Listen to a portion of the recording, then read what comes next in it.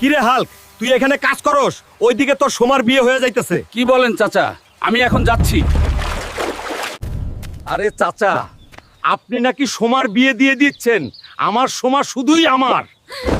3 মাসের ভিতরে যদি সেনাবাহিনীর চাকরি করতে না পারো, তাহলে সোমাকে অন্য জায়গায় বিয়ে দিয়ে দিব।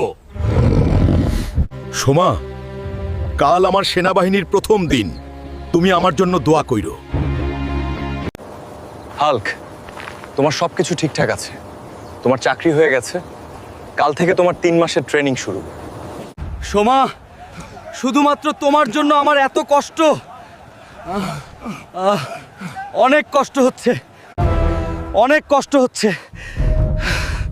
1 2 3 4 1 2 3 4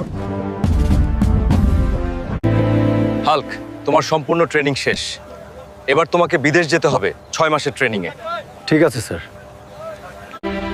স্যার, হাল্ক স্যার অ্যাক্সিডেন্ট করেছে, হাসপাতালে ভর্তি। তাড়াতাড়ি চলুন। ঠিক আছে, চলো। হাল্ক, তুমি এখন অসুস্থ। তোমার বিদেশের ট্রেনিং এখন বাতিল। তুমি 1 মাস বিশ্রাম নাও।